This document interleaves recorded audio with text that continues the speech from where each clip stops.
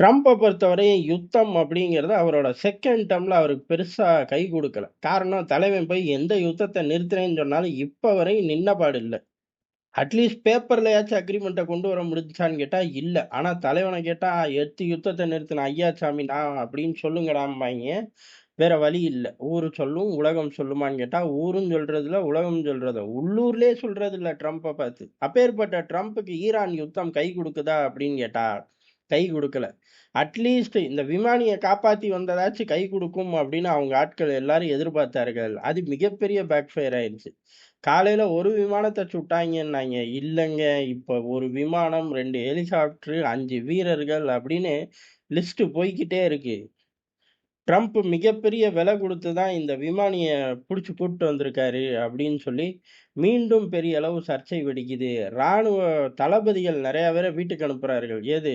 ட்ரம்போட administration, பென்டகன்ல உள்ள முக்கியமான ராணுவ தலைகள வீட்டுக்கு போங்க. இம்மீடியட்டா நீங்களே ரிசைன் பண்ணிட்டு வீட்டுக்கு போங்க. போங்க அப்படின்னு பத்தி விடுறார்கள். காரணம் என்ன அப்படின்னா, யுத்தம் அவர்களுக்கு ஃபேவரா நடக்கல. ட்ரம்ப் இத மட்டும் பண்ணல. ட்ரம்ப் எல்லா சேட்டலைட் இமேஜ தரக்கூடிய கம்பெனிகளுக்கும் அழுத்தம் குடுக்கிறார்கள். இங்க பாரு ஈரான் யுத்த சம்பந்தமா என்ன இமேஜ்னாலும் சரி, எங்ககிட்ட ஒரு வார்த்தை கேட்டுட்டு விடு அப்படின்னு. அப்ப என்ன அர்த்தம்? இனிமே வெளில விடாத அப்படிங்கிறதா? ஏன் அப்புட்ன்னா, அமெரிக்காவோட சேத விவகாரம் அப்படிங்கிறது இப்ப சேட்டலைட் இமேஜ்கள் மூலியமா தான் பெரிய இடைஞ்சல குடுக்குது. ஈரான் ஈரான் நிலப்பரப்ப தாண்டி ஃபுட்டேஜ் ரிலீஸ் பண்ண வாய்ப்பில்ல. ஆனா, அவர்கள் பாட்டு ஆளில்லா விமானத்த வச்சு அடிச்சுக்கிட்டே இருக்கலாம். ஆனா, சேட்டலைட் இமேஜ் காட்டிக் குடுக்கும். அதனால சேட்டலைட் இமேஜ் இனிமே தராதீங்க அப்படின்னு சொல்லி ஸ்ட்ரிக்ட்டா ஒரு ஆர்டர் போட்டிருக்கார்கள். ஆர்டர் போட்டா கேட்டு தான் ஆவார்கள். ஆனா, இந்த யுத்தத்துல நம்ம அடி வாங்குறோம் அப்படிங்கிறத ட்ரம்ப் மறைக்க முடியல. மறைக்க முடியல. உள்ளூர்ல வசமா அத பிடிச்சுக்கிட்டார்கள். ட்ரம்ப் யுத்தத்துக்கு லாயக்கே இல்லை அப்படின்னு சொல்ல ஆரம்பிக்கிறார்கள். இல்ல, இல்ல ட்ரம்ப் இந்த யுத்தத்துல கல்லா கட்டிட்டார் அப்படின்னு சொல்ல ஆரம்பிக்கிறார்கள்.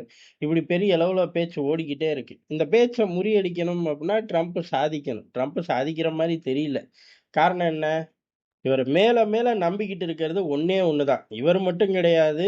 நிறைய பேரோட நம்பிக்கை என்ன அப்டின்னா, ஈரான் எவ்வளவு நாளைக்கு தாங்கும் அப்படிங்கிறது தான். அதாவது ஐஆர்ஜிசி வலுவா இருக்கு. அவங்களோட சிஸ்டம் வலுவா இருக்கு. சிஸ்டத்தோட வலுக்கு இங்க எந்த குறைச்சலும் இல்ல. ஆனா, தொடர்ந்து ஆயுதங்கள் பம்ப் ஆகுமா அப்படின்னு கேட்டா, தொடர்ந்து ஆயுதங்கள் பம்ப் ஆகுறது ரொம்ப கஷ்டம். ஆனா, உக்ரைன் யுத்தத்துக்கு முன்னாடி வரை இந்த தியரி இருந்துச்சு. உக்ரைன் யுத்தத்துக்கு அப்புறம் 4 வருஷமா யுத்தம் தீவிரமா நடந்துக்கிட்டு தான் இருக்கு.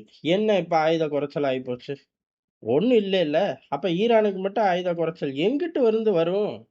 அப்படின்னு ஒரு கேள்வி குறுக்க வரும். அந்த கேள்வி தான் இப்ப உண்மையாயிப்போச்சு. காரணம் என்னன்னா, ஈரான பொறுத்தவரை வெளியில இருந்து ஆயுதங்கள் வாங்குறது ஒரு பக்கம்னாலும் அவர்களே செஞ்சுருவார்கள். இப்ப சீனால இருந்து நெறைய ரா மெட்டீரியல்கள் வந்து இறங்கி இருக்கு. இப்ப தினமும் வந்து இறங்கல. ஏற்கனவே யுத்தம் இந்த 4 வார காலங்களுக்கு முன்னாடி அவர்கள் ஸ்டாக் பைல் ஜாஸ்தி. யுத்தம் வருதோ வரலையோ யுத்தம் வரும் அப்படின்னு சொல்லி உருவாக்கிக்கிட்டே இருந்தாய்ங்க மின்னல் வேகத்துல. இந்த 4 வார காலங்கள்ல ஏகப்பட்ட ஷிப்மெண்ட்டுகள் உள்ளுக்குள்ள ஈரானுக்குள்ள வந்திருக்கு. அது நெறைய சீனால இருந்து வந்திருக்கு. அதாவது சீனால இருந்து வழமையா வர எண்ணிக்கைய காட்டிலும் கூடுதலா வந்திருக்கு. அதேபோல வடகொரியால இருந்தும் நெறைய டெலிவரி எடுத்திருக்கார்கள். இது எல்லாம் இவர்களோட ஆயுத வலிமைய இந்த 4 வாரங்கள்ல கூட்டுறக்கான ஒரு வழி அப்படின்னு சொல்லப்படுது. இத இவர்கள் டேட்டாவ உருவிட்டார்கள். இதுல எப்படியும் பாதி தப்பா தான் இருக்கும். பாதி அவர்கள் மறைக்க முடியும். ரஷ்யால இருந்து வர டெலிவரி கணக்குக்குள்ளேயே வராது. காரணம் நிலப்பரப்பு அமைப்புகள் அந்த மாரி. அதனால ரொம்ப சுலபமா அங்கருந்து டெலிவரி வரும். இங்க வர டெலிவரிய 4 வாரங்கள் தொடர்ந்து வந்திருக்கு. அது மிகப்பெரிய அளவுல ஆயுத பலத்த குடுத்துரும் அப்படின்னு சொல்லி அமெரிக்க ஏஜென்சிகளே சொல்றார்கள். அப்ப ரஷ்யாக்குள்ள இருந்து வர்றது? கவுண்டே இருக்காது. இப்ப ட்ரம்போட தலையில இடி விழுந்த மாரி இருக்கும். காரணம் என்ன? ஆயுதம் சீக்கிரம் தீர்ந்துருச்சு அப்டின்னா, நம்ம கெத்து காட்டலாம் அப்டின்னு நெனச்சிருப்பாரு தலைவரு. ஆயுதம் சீக்கிரம் தீராது. இப்ப வழி என்ன? அப்டிங்கிறது தான். 1.5 ட்ரில்லியன குடுங்க. அதுக்கப்புறம் பாருங்க அப்டின்னு சொல்லி திரும்ப பேச ஆரம்பிச்சுட்டாரு.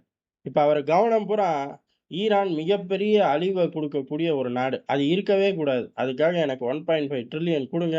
மத்ததெல்லாம் அப்புறம் பார்த்துக்கலாம் அப்படின்னு சொல்லி, இப்ப காசு கேட்டுக்கிட்டு இருக்காரு. காசு அவரு கேட்டுக்கிட்டே இருக்கலாம். திடீர்னு அவரே கையெழுத்து போட்டு எடுத்துக்கலாம். அங்க சிஸ்டம் அப்படி இருக்கு. அதனால கேட்கிறாரு, கிடைக்கும், கிடைக்காது அப்படின்னு வம்பெல்லாம் பண்ண முடியாது. தலைவன் திடீர்னு 1.5 ட்ரில்லியனுக்கு இது தேவைப்படும் அப்படின்னு சொல்லி ஒரு 5 ட்ரில்லியனா எடுத்துக்குவோம். எப்படியும் நோட்ட அச்சடிக்க போறாய்ங்க. அப்படின்னு முடிவு பண்ணி எடுத்து வண்டிய கட்டி கிளம்பி வந்தாலும் ஆச்சரியப்படுறதுக்கு இல்ல. என்ன பண்ணி வச்சிருக்காரு அப்படின்னா, எனர்ஜி டிவிஷன நோக்கி நகர்ந்துட்டாரு. எனர்ஜி டிவிஷன நோக்கி நகர்றாரு அப்படின்னா, ஆட்டோமேட்டிக்கா பெரிய அளவுல பிளாக் அவுட் எல்லா பக்கமும் ஆகும். அதாவது ஜிசிசி நாடுகளாகவும், ஈரானுக்குள்ள நடக்கும். ஜிசிசி நாடுகள் ஆகும்போது ஆட்டோமேட்டிக்கா பிரச்சனை பெருசா வெடிக்க ஆரம்பிச்சுரும்.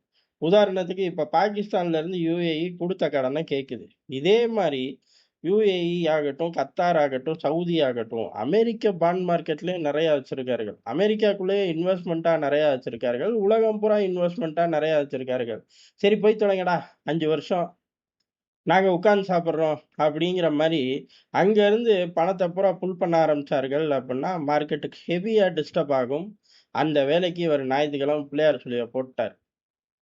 இனி வரும் நேரங்கள்ல எப்படி ரியாக்ட் பண்றார்கள் பொறுத்து, நம்மளும் தேசபக்தி அல்லது சிடிஎன் 2ல ஏதாச்சும் ஒரு பக்கத்துல விரிவா பார்ப்போம்.